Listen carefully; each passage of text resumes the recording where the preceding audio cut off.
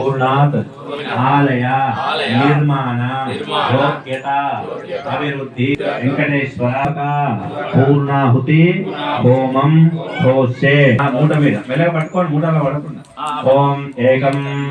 ద్వి త్రీణి చత్వారి పంచ షడ్ సప్త